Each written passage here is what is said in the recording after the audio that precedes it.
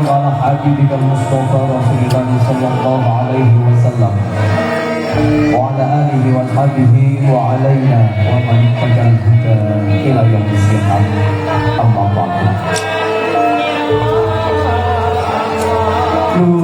Kula nuwun kawit jenengan kasarasan miwah karahayon awit singlasane Gusti ingkang harga jagat mugi tansah mamoyo ngawaring sasana bahagia ing piwanci siang menika.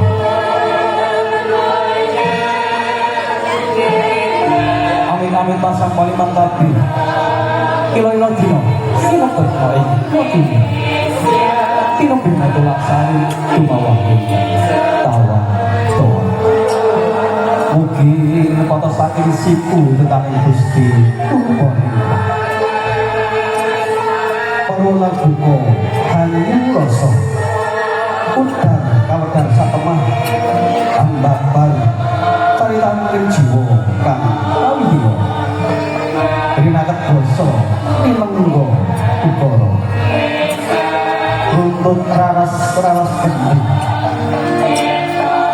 sinumruku lamartoy melengku meridian aku Purwokondo hanyu rasa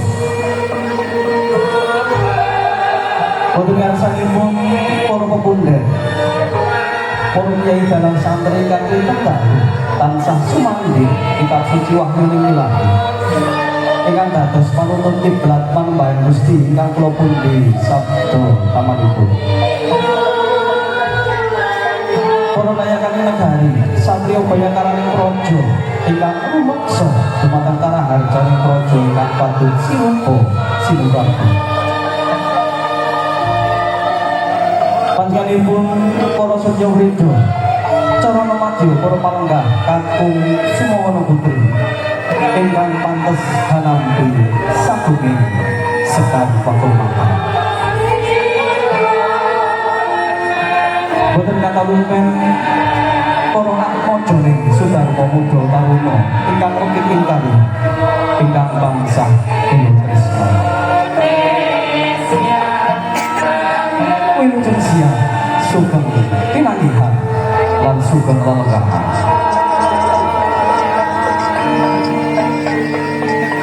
Lenggono punapa jejaring titah sawantah jalma walangga.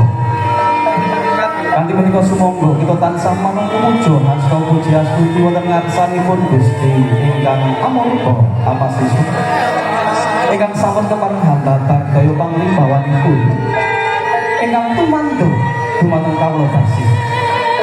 Satemah kula darasan panjenengan sedaya saged pinanggihan nunggil papan nunggil suasana nunggil karusun kanthi winanto ing kawijengan ing sambikala. Pramila pantes lamun tekawijin kanthi kalimah tahmid sesarengan kula dherekaken alhamdulillahirabbil alamin. Salam hutan salung tuminti dumateng titah tinangkung ingkang dados panutan lan patuladan kula danasan panjenengan sedaya. Satriya pinilih sekaring bawana mustikaning jagat panandhita Nabi Agung Muhammad Rasulullah sallallahu alaihi wasallam ingkang kita aturi syafaatipun wiwit salebeting gesang dumugi titi wanci katutuping jagat. Sumangga sesarengan ngatingalaken katresnan kita dhateng Kanjeng Rasul kanthi maos sholawat Allahumma sholli ala sayyidina Muhammad wa ala ali sayyidina Muhammad. Para rawuh kagem suwun putri kang satunggal sinudarsana. Saderengipun kepareng kula nyuwun kula prinsip samuga pangat sami awit kumawantun ngadeg cumantaka wonten ngarsa panjenengan sedaya gemping amardikan panjenengan ingkang katemu sakeca wawan pangandikan. Aurat kala kembang dawuh pangandikanipun pepundhen kula ingkang mungguh pakurmatan Bapak anen kula panjenenganipun Bapak Pasuri sekalian Ibu Yatimah. Bapak kondo pidatos ari kalenggahan siang punika badhe netepi darmaning asepah hang rakit sekar sepopo mulya hamiwa siri mahargyan suto